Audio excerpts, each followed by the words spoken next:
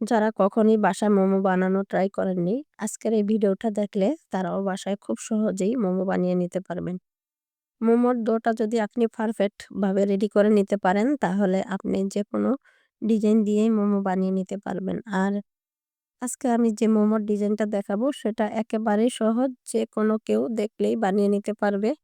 তবে তার আগে পারফেক্ট ভাবে একটা ডো রেডি করে নিতে হবে। আসলে অনেকদিন কোনো ভিডিও আপলোড দিতে পারিনি পেজে এবং চ্যানেলে, কারণ অনেক জ্বর, ঠান্ডা এবং আমার কথা শুনেই বুঝতে পারছেন আমার গলাও অনেকটা বসে গেছে, ভয়েস দিতে পারি না। আশা করছি সবাই ক্ষমা সুন্দর দৃষ্টিতে দেখবেন।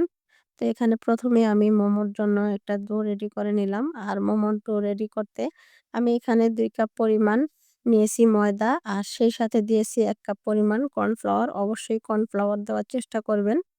সেই সাথে দিয়েছি টেস্ট অনুযায়ী লবণ। আর আপনারা হয়তো স্ক্রিনে লক্ষ্য করেছেন, আমি একেবারে ইলেকট্রিক কেতলিতে ফুটন্ত গরম পানি করে নিয়ে অল্প, অল্প করে দিয়ে আমি কিন্তু ডোটা রেডি করে নিয়েছি। মোমোর এই ডোটা ফুটন্ত গরম পানি দিয়ে রেডি করে নিলে কিন্তু যেকোনো রকমের ডিজাইন দেওয়া যায়। আর যদি নরমাল পানি দিয়ে ডোটা রেডি করা হয়, আমার কাছে মনে হয় যখন এর ভিতরে চিকেনের পুরটা দেওয়া হয় তখন রুটিটা নরম হয়ে যায়। তখন আর সুন্দরভাবে ডিজাইনটা বোঝা যায় না আরকি। আর এখানে আমি নিয়েছি চিকেনের বুকের মাংস। দিয়েছি ১ চা চামচ আদা বাটা, ১ চা চামচ রসুন বাটা আর ১ টা কাঁচামরিচ। এখানে আপনারা অন্য কোনো সবজিও কুচি করে দিতে পারেন। আমি কাঁচামরিচের পরিমাণটা খুবই কম দিয়েছি। ১ টা দিয়েছি যেহেতু আমার নাতি খাবে, ছোট বাচ্চা, তাই আরকি। একটা ব্লেন্ডারের জারে নিয়ে খুব হালকা করে প্রেস করে জাস্ট কিমার মতো করে নিয়েছি। এরপর দিয়ে দিয়েছি ১ টেবিল চামচ সয়া সস।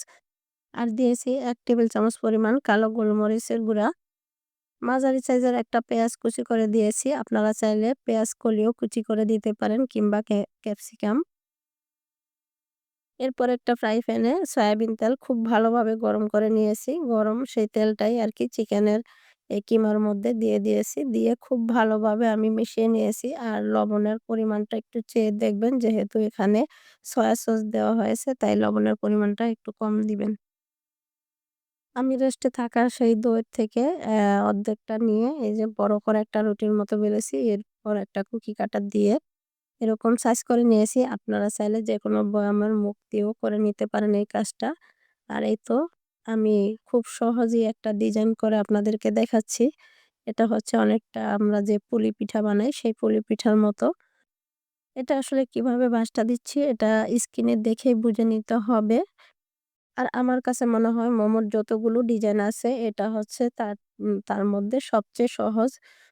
আমি অফ ক্যামেরায় আরো ৩ রকমের ৩ টা মোমোস বানিয়ে নিয়েছি। তো সেগুলো আর আপনাদের সঙ্গে শেয়ার করিনি। যেহেতু আমি বলেছি সবচেয়ে সহজ যেই মোমোর ভাঁজটা সেটাই আপনাদের সঙ্গে শেয়ার করব। যাতে যেকোনো কেউ এই মোমোটা বানিয়ে নিতে পারেন। তাই আরকি ওগুলো আর শেয়ার করিনি। তবে আমার কাছে কুচি দেওয়া যে মোমোগুলো এগুলো আমার কাছে বানাতে বেশি ভালো লাগে। আর আমার কাছে এই মোমোগুলো রাইস কুকারে ভাপ দিয়ে নিতে সবচেয়ে বেশি ইজি মনে হয়। তাই আগে থেকেই একটা রাইস কুকারে কিছু পানি দিয়ে আমি ফুটিয়ে নিয়েছি। আর এরপরেই তো মোমোগুলো দিয়ে দিলাম। আসলে যেহেতু ঠান্ডা, কাশি, এজন্য গলাটা অনেকটাই বসে গেছে। কথা বলতে খুবই সমস্যা হচ্ছে।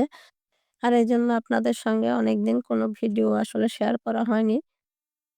আগের থেকে আজকে যেহেতু একটু ভালো লাগছে তাই ভাবলাম যে এই ভিডিওটাতে একটু কষ্ট করে হলেও ভয়েস দিয়ে আপনাদের সঙ্গে শেয়ার করি।